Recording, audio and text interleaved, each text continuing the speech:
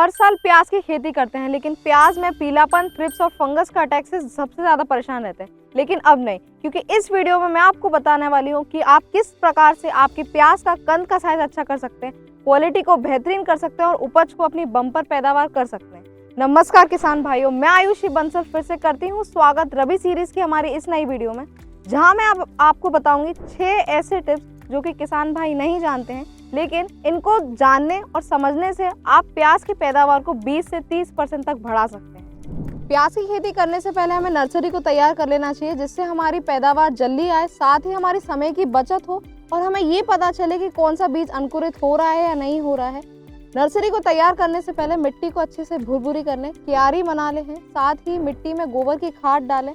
इसके साथ ही एसएसपी और एमओपी का उपयोग करें। प्याज की नर्सरी 40 से 50 दिन में तैयार हो जाती है। जब प्याज की नर्सरी 20 से 25 दिन की हो, तब एक थायमिथॉक्सिन 85% plus fungicide plus plant growth promoter का उपयोग करें, जिससे प्याज की नर्सरी अच्छी हरी भरी रहे, रोग मुक्त रहे और साथ ही सूखने की समस्या ना आए। प्याज का बीज लेने से पहले बीज का ध्यान रखें कि एक प्रचलित ब्रांड का हो, जो कि आपके एरिया में लास्ट ईयर अच्छा उत्पादन दे चुका है किसान भाइयों को। साथ ही ध्यान में रखें, प्याज का बीज लेने के बाद आप बीजों को उपचारित कर लें, क्योंकि इस साल लगातार बारिश होने के कारण फफूंदजनक रोगों के बहुत ही ज्यादा प्रकोप होने वाले, इसीलिए बीज उपचार का बहुत ध्यान दें। प्याज की खेती को अच्छे से बेड बनाकर करें। बेड की ऊंचाई 2 फीट रखें, साथ ही बेड से बेड की दूरी 2.5 से 2 फीट रखें।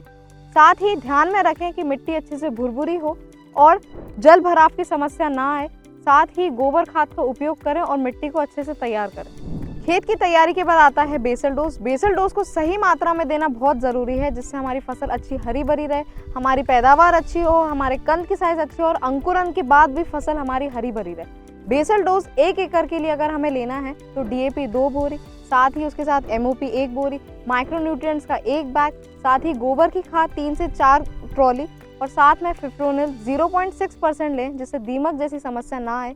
इन सभी खादों को एक साथ मिलाएं और मिट्टी में अच्छी तरीके से मिला दें। जब भी आप प्लांटेशन करें तो 2 या 4 लाइन में करें। जब भी प्लांटेशन के वक्त आप ये ध्यान में रखें कि पौधे से पौधे की दूरी 4 इंच रखें, साथ ही लाइन से लाइन की दूरी 4 इंच रखें। सिंचाई को 6 से 8 दिन के अंतराल में करें। ध्यान रखें कि सिंचाई को ज़्यादा ना करें, वरना फफूंदजनक रोगों के प्रकोप बन सकते हैं। ध्यान में रखें कि सिंचाई जब ही करें जब हमारी मिट्टी में क्रैक्स जैसे बनने लगे। किसान भाई अपनी फसल में खरपतवारों से सबसे ज़्यादा परेशान रहते हैं, जिसके लिए किसान भाई अच्छे खरपतवार नाशक का उपयोग कर सकते हैं। प्याज की फसल में सबसे ज़्यादा सकरी पत्ती या चौड़ी पत्ती वाले खरपतवार होते हैं। शुरू की कंडीशन में फसल में निराई गुड़ाई को उपयोग कर सकते हैं खरपतवारों को निकालने के लिए। अगर फिर भी कंट्रोल नहीं हो रहे तो एक अच्छे खरपतवार नाशक का उपयोग कर सकते हैं। प्याज की फसल में अच्छी पैदावार लेने के लिए एक अच्छा स्प्रे शेड्यूल होना बहुत ज़रूरी है, जैसे कि जिससे हमारी थ्रिप्स, पाउडरी मिल्ड्यू और जड़ संबंधित समस्या ना आए। सबसे पहला स्प्रे हमें 15 से 20 दिन में लेना है, जिसमें हम प्रोपिनोपेव 70% और थायमिथॉक्सिन 25% लें, जिससे हमारी प्याज की फसल में कोई भी कीटों की समस्या ना आए। सेकेंड स्प्रे को 25 से 30 दिनों में करें, जिसमें प्रोपिनोफॉस 40% और साइपरमेथ्रिन 4% हो। साथ ही फंजीसाइड को मिलाएं 19-19 1 किलो और स्टिकर, इन सभी चीज़ों को मिलाकर 200 लीटर पानी में मिलाएं और छिड़काव करें। तीसरा स्प्रे 40 से 50 दिन में लें, जिसमें एक इंसेक्टिसाइड और फंजीसाइड लें। चौथा स्प्रे आप 65 से 70 दिन में लें, अगर आपको लगता है कि आपकी फसलों में कीटों का अटैक है तो। एक सही स्प्रे शेड्यूल होने के बाद खाद व्यवस्था सही होना बहुत ज़रूरी है। सबसे पहली खाद व्यवस्था हमें 25 दिनों में देना चाहिए, जिसके अंदर हम माइक्रोन्यूट्रिएंट और यूरिया का उपयोग कर सकते हैं और हमारी फसलों को दे सकते हैं। खाद को देने के लिए आप जड़ से 1 से 2 इंच की दूरी पर खाद दें। दूसरी खाद व्यवस्था को 35 दिन में दें, जिसमें यूरिया, फेरस सल्फेट और सीविड ग्रैन्युअल दें।